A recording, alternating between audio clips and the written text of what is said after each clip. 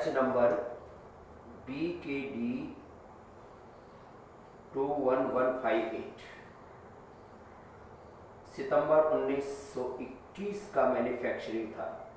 धनसूरी टिहरी गढ़वाल से एक sample pick किया गया और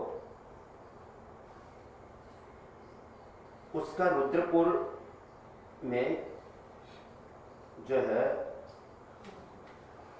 टेस्ट किया गया कि इसकी RM वैल्यू क्या है। तो RM वैल्यू भी फेल कर गया। RM वैल्यू 21 से लेकर के और 24 तक होती है, उससे आगे हो तो बहुत अच्छी मानी जाती है। और हमारी RM वैल्यू उसी सैंपल की हमने खुद अपनी टेस्ट में अपनी लेबोरेटरी में भी टेस्ट की और फिर जब उन्होंने फेल किया तो हमने अपील में गए। एक प्रोविजन है कि किसी जैसे लोअर कोर्ट से आपको कहीं पर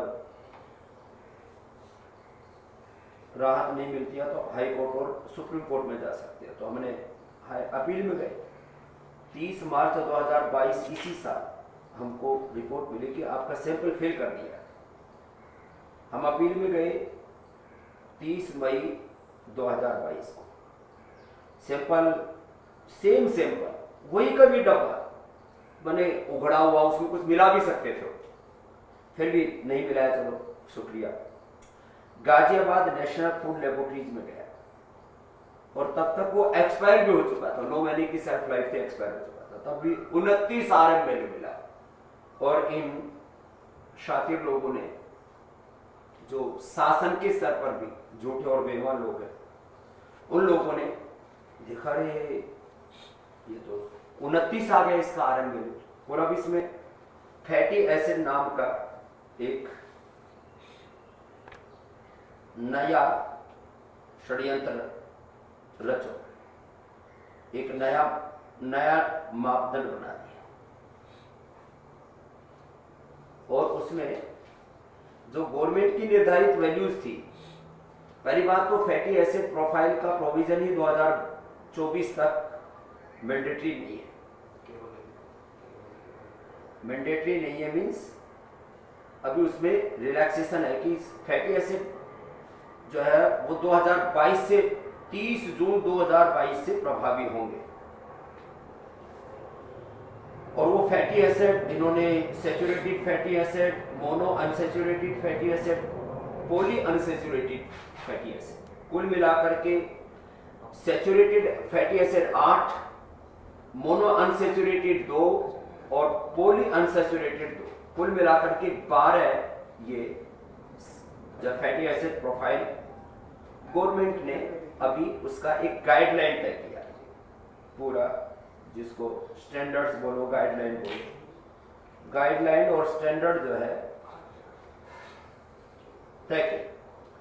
अब पतंजलि काय का इन सब में पास होने के बावजूद क्या किया इन्होंने, जो गवर्नमेंट ने निर्धारित किया FSSAI ने C8 C14 उसकी वैल्यू थी 0.4 से 1.5, इन्होंने 0.4 से 0.1, जो C14 था वो 6 से 13 रेंज स्टैंडर्ड उसका गाइडलाइन गवर्नमेंट ने तय किया 6 से 13। इन भाई साहब ने गाजियाबाद वाले लैब में बैठे हुए एक बेहुदे आदमी ने, एक जो है क्या कहें बिके हुए आदमी ने, या किसी भी ईर्षा द्वेष से जैसे भी कहो, मैंने कहा ना विरोध या जो है स्वामी रामदेव को या पतंजलि को नीचा दिखाने का और कारण क्या हो सकता है? कुछ ना कुछ तो कारण है, या तो ईर्षा द्वेष कारण है, या अहंकार कारण है, या दुराग्रह कारण है, धंधा उसमें कारण है, कोई अज्ञान उसमें कारण है, या खाली जो है ठोकना है, हमें तो नीचा दिखाना है। अब जो गवर्नमेंट की गाइडलाइन है उनको भी अवॉइड करके नए पैरामीटर घड़ दिए और गलत बोलो ये इस फैटी एसिड C8 में, फैटी एसिड C14 में फेल। अच्छा, हद तो तब हो गई जो पैरामीटर ही नहीं था, जो पैरामीटर ही नहीं था वो पैरामीटर भर दिया। C15 और C17 ये गवर्नमेंट की गाइडलाइन में ही नहीं है, खुद ही भर दिया पट्टों ने, और उसकी भी रेंज बना दी जो है पॉइंट, और उसमें पतंजलि को फेल दिखा दिया, जबकि हमने वो पैरामीटर अभी FSSAI की गाइडलाइन में भी नहीं है, तो भी हमने अपने घी का उसमें टेस्ट किया और हमारा घी तो पास था। उसमें जानबूझ करके उसको नीचे दिखाया गया। पोली एसिड में C18(2) और C18(3 ये एक फैटी एसिड्स के प्रोफाइल्स हैं। अब ये तो गनीमत समझो कि पतंजलि जो गाय का घी है उसमें जो भी नैसर्गिक रूप से तत्व आते हैं, कोई स्वामी रामदेव तो जो है उन तत्वों को घटता नहीं है, तो गाय प्रकृति से लेती है, प्राकृतिक रूप से ये फैटी एसिड्स मिलते हैं। अब हमने गाय का दूध निकाल करके खुद मक्खन बनाया, खुद उसका घी निकाला, उसमें भी ये पोली एसिड जो C18(3) बोलते हैं, 18.3, ये उसमें 0.3 से लेकर के 1 तक जो बोला है, ये उसमें भी नहीं आया, डिटेक्ट ही नहीं हुआ। तो ये पैरामीट्री बनाने का क्या मतलब है? जब ये C18(3) ये डिटेक्ट ही नहीं हो रहा है, असली सैंपल में भी डिटेक्ट नहीं हो रहा है, और पहली बात तो ये लागू नहीं है, दूसरी बात जो गाइडलाइन बनाई गई है उसके अकॉर्डिंग पतंजलि का घी सब में पास है, और उसमें दूसरे बड़े बड़े, चाहे वो गोवर्धन का ले लो आप, चाहे अमूल का ले लो, चाहे और भी घर का बनाया हुआ घी ले लो, किसी में भी ये डिटेक्ट नहीं हो रहा है जो हमने टेस्ट किया है। हो सकता है हमारे पास जो सैंपल था हमने तो रखा हुआ, अभी भी रखा हुआ। हाँ, गवर्नमेंट से बेस्ट फैसिलिटी है हमारे पास, और कोई भी प्रोडक्ट, ये गाय के घी की बात नहीं कर रहा हूं, फिर तो एक लंबी चौड़ी फरहिस्त है। मैं आपको ये बोलना चाह रहा हूं कि हमारे पास जो फैसिलिटीज है सरकार से भी बेहतर, सरकार से भी बेहतर फैसिलिटी, और दुर्भाग्य से सरकार की तो कई जगह लेबोरेटरीज में किराए के लैब, किसी के साथ जॉइंट वेंचर करके लैब में मशीन किसी ने लगाई, इंफ्रास्ट्रक्चर किसी ने बनाया, सरकार यूज कर रही है। हमने देशवासियों के श्रद्धा, विश्वास, भक्ति और अनुदान, उनके सहयोग, उनकी ताकत के बल पर इतना बड़ा इंफ्रास्ट्रक्चर बनाया है कि पूरा इंफ्रास्ट्रक्चर, पूरी लैब और सारे साइंटिस्ट, कुछ मामलों में तो सरकार से भी बढ़कर के, और हम कोई भी प्रोडक्ट, चाहे घी है, चाहे तेल है, चाहे मेडिसिन है, उसको बिना हर एक बैच नंबर का टेस्ट होता है, हर एक बैच का टेस्ट होता है, बिना टेस्ट के एक भी कोई प्रोडक्ट आप तक नहीं जाता है, और यदि वो फेल हो जाएगा तो आप तक जाएगा ही नहीं, क्योंकि हमें तो पता है हमारा जो प्रोडक्ट है वो देश और दुनिया के अंदर पूरी बाजार में चलाएगा, कोई भी उठा सकता है, कोई भी इसकी जांच कर सकता है। तो सांच को आज कहा हमने, ये जो अभी भी पूरी ये रिपोर्ट में लेकर के आए, जो इन्होंने बदमाशियां की वो भी, और जो सच्चाई है, हकीकत है, पूरी की पूरी एक एक, ये इतनी बड़ी तो इसकी ये रिपोर्ट है, ये पूरी की पूरी हमने अपनी भी लैब के अंदर टेस्ट किया, और इनकी झूठी रिपोर्टें भी साथ में लेकर के आए। मैं इसलिए बता रहा हूं कि किस तरह से षड्यंत्र करते हैं, एक एक सारी चीजों का, सारे फैटी एसिड्स का, और फैटी एसिड के साथ साथ उसमें और सैकड़ों टेस्ट होते हैं, सारे टेस्ट जिसको भी चाहिए हम इसको पूरी वेबसाइट के ऊपर डालें, कोई भी ले सकता है।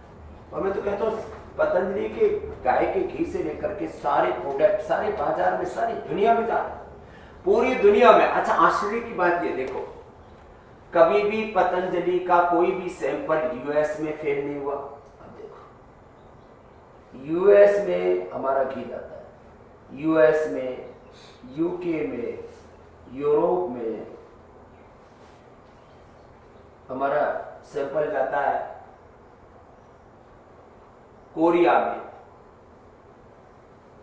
ऑस्ट्रेलिया में, साउथ कोरिया में, ऑस्ट्रेलिया में, दुबई में, आबू धाबी में हमारा सैंपल जाता है, सऊदी अरबिया में,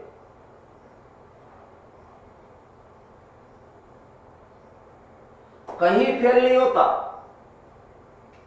हमारा घी तो सब जगह जा रहा है, सब जगह टेस्ट होता है, कहीं फेल नहीं होता, टेस्ट होने के बाद ही जाता है, वहां पर भी टेस्ट करते।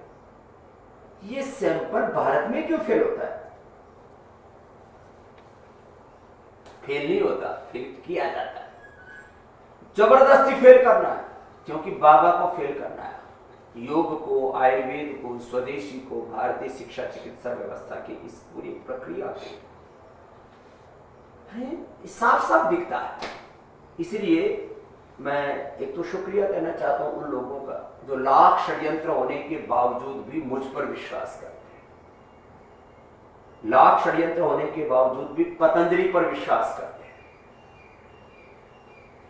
तो मैं शुक्रिया भी करता हूं, कृतज्ञता व्यक्त करता हूं कि कितने ही षड्यंत्र हो, आप मुझ पर विश्वास करते हैं। और मेरी ये प्रतिज्ञा भी है, शुक्रिया भी है, कृतज्ञता भी है और प्रतिज्ञा भी है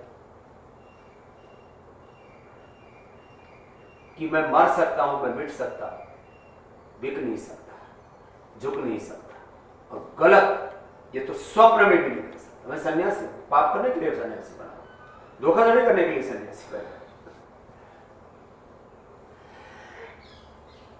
माने मैं अंतिम श्वास तक, ये बात मैंने अलग अलग संदर्भों में कही है, अंतिम श्वास तक न देश के साथ, न देशवासियों के साथ